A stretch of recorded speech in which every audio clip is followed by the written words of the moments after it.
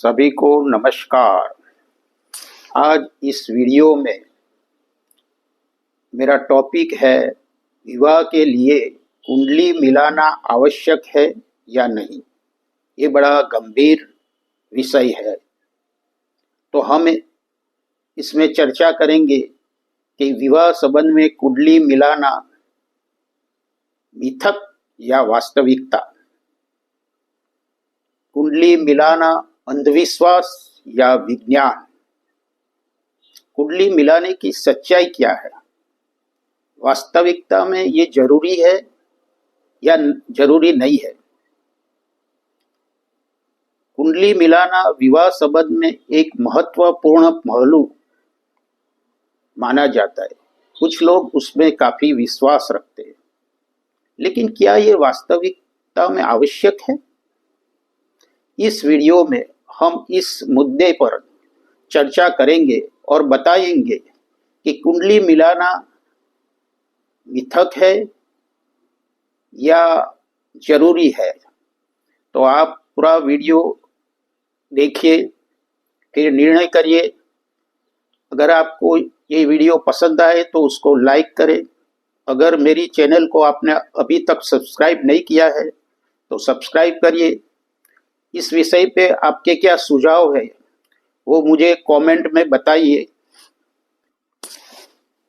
इस वीडियो में पहले मैं क्या सोचता हूँ वो आपको बताऊंगा, उसके बाद दूसरे लोग हैं वो क्या सोचते हैं उनका भी एक वीडियो में लिया गया है, तो वो भी आपको बताएंगे। मेरा खुद का मानना है भाग्य होता है वो कर्म आधारित है, जो कुंडली देखकर बदलना नामुमकिन है। इसीलिए शादी विवाह में जन्म कुंडली के चक्कर में पड़ना जरूरी नहीं है। जो होने वाला है वह जन्म कुंडली देखने से टाला नहीं जाएगा। और अगर आप जन्म कुंडली में विश्वास रखते हो तो आपका भाग्य पर भरोसा नहीं है। अच्छे कर्म ही आपके भाग्य को बदलता है। हमारे पूर्वज ये जन्म कुंडली देख के शादी विवाह तय नहीं करते थे। वो लड़के या लड़की के गुण देख के शादी विवाह तय करते थे। उसके कुटुंब, लड़के या लड़की का संस्कार कैसे है, ये सब देखते हैं। इसीलिए अपने अंतरात्मा और वडीलों के आशीर्वाद से विवाह संबंध का निर्णय लेना चाहिए। आप जानते हैं कि श्री राम का विवाह और राज्याभिषेक दोनों शुभ मुहूर्त देखकर किए गए थे, फिर भी न विवाहिक जीवन सफल हुआ न ही राज्याभिषेक। और जब मुनि वशिष्ठ से इसका उत्तर मांगा गया तो उन्होंने साफ कह दिया, सुनहु भरत भावी प्रबल, बिलखे कहियु भूनिनाथ, हानि लाभ जीवन मरण, यश अपयश विधि हाथ।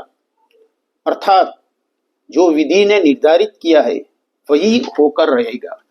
न राम के जीवन को बदला सका, न कृष्ण का, न महादेव शिवजी सती के मृत्यु को टाल सके, जबकि महामृत्युंजय मंत्र उन्हीं का आह्वान करता है। न गुरु अर्जुन देव जी और न ही गुरु तेग बहादुर साहब जी और दुष्मेष पिता गुरु गोविंद सिंह जी अपने साथ होने वाले विधि के विधान को टाल न सके, जबकि ये सब समर्थ थे। रामकृष्ण परमहंस भी अपने कैंसर को न टाल सके। न रावण अपने जीवन को बदला पाया, न ही कंस, जबकि दोनों के पास समस्त शक्तियां थी। मानव अपने साथ ही जीवन मरण, यश अपयश, लाभ हानि, स्वास्थ्य बीमारी, देह रंग, परिवार, समाज, देश स्थान सब पहले से ही निर्धारित करके आता है। इसीलिए सरल रहे, सहज मन वचन और कर्म से सत्कर्म में लीन रहे, ये सब कुंडली के चक्कर में पड़ना जरूरी नहीं है। और ऐसा ही मुनिश्री भी कहते हैं। आगे आपको मैं दूसरे के क्या सोच है ये बताऊंगा, तो आपको निर्णय करना है कि आपके कुंडली देख के शादी विवाह करनी है या लड़के और लड़की के गुण देख के शादी विवाह करनी है। नमस्ते महाराज श्री। महाराज श्री, आज मैं आपसे एक ऐसी बात पूछना चाहता हूं जिससे सभी लोगों को प्रेरणा लेनी चाहिए। महाराज, ये कुंडली होती है। कुंडली डेढ़ घंटे में एक लगन चलता है। उस 1.5 घंटे में जितने बच्चे जन्मते हैं सबकी समान कुंडली बनती है। कोई कोमा मात्रा दशमलव कुछ भी फर्क नहीं है, समान कुंडली बनती है।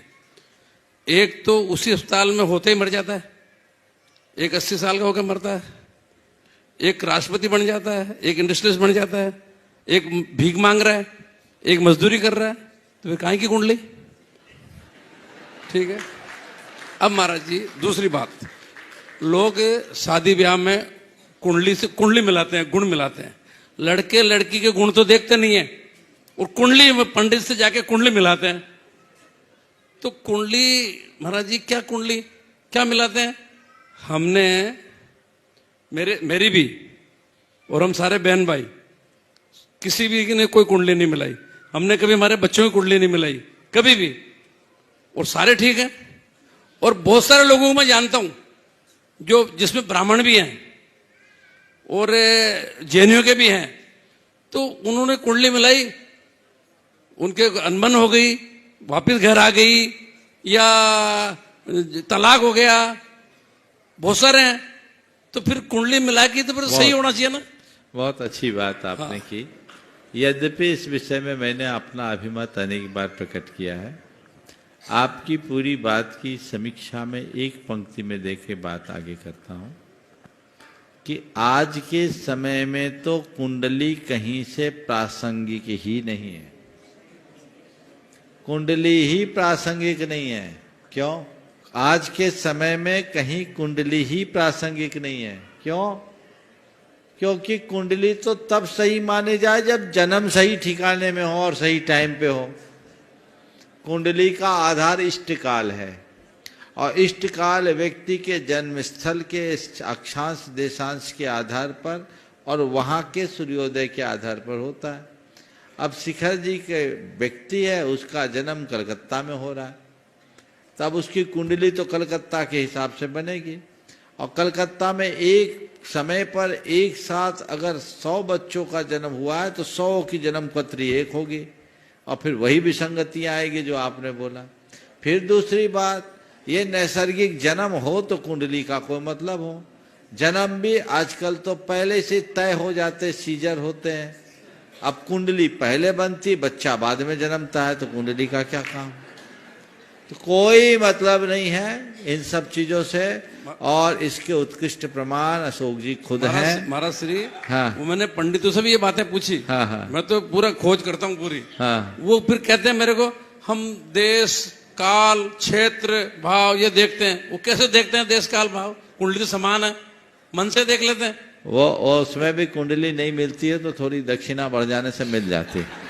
ये भी एक मिनट, मैं आप सबसे बोल रहा हूं, मैंने अनेक बार बोला हूं, कुंडली नहीं, मेंटल वाइब्रेशन मिलना चाहिए। महाराज श्री, आपने जो बताया ना दक्षिणा की बात, ये कंवर साहब बैठे हैं और मेरी बेटी बैठी है। हाँ, वो राजेंद्र जी कुंडली के चक्कर में पड़े हुए थे। हाँ, और मैं उस पंडित के गया, 1000 रुपये दक्षिणा दी, उसने कुंडली मिला दी। ये बैठे हैं सामने और राजेंद्र जी सुन रहे हो, तो उनको ही पता है सब बात। बता दी मैंने उनको बाद में सब। मैंने अनेक बार ये बात दोहराई है, कुंडली मिले या न मिले, मेंटल वाइब्रेशन मिलना चाहिए। और वो मिल गया, समझ लो सब कुछ है। व्यक्ति के गुण मिलाओ, कागज के गुण नहीं मिलाओ। और आजकल कुछ लोग लकीर के फकीर बने रहते हैं। हमने सिंहस्थ कुंभ जब हुआ था, अशोक जी, सिंहस्थ कुंभ हुआ था, तो कहते सिंहस्थ कुंभ के विवाह अच्छे नहीं होते, उस साल विवाह नहीं होता, सावा नहीं होता। एक अखबार में एक लेख छपा था जिसमें 250 विवाहों का विश्लेषण था, जिसमें सब अपने अपने क्षेत्र के सफल और अति सफल लोग थे और सबका सिंहस्थ कुंभ में विवाह हुआ था। और उसमें ऐसे भी थे जिनके विवाह के 58 साल बीत गए थे और शानदार पारी थी। इसलिए कुछ सोचने की जरूरत नहीं है। जो ज्यादा कुंडली के झोंक में रहते हैं, मैं पुनः बोल रहा हूं, अशोक जी सुशीला जी को प्रमाण मान लेना, मामला बराबर हो जाएगा और इन चक्करों में पड़ने से कोई लाभ नहीं।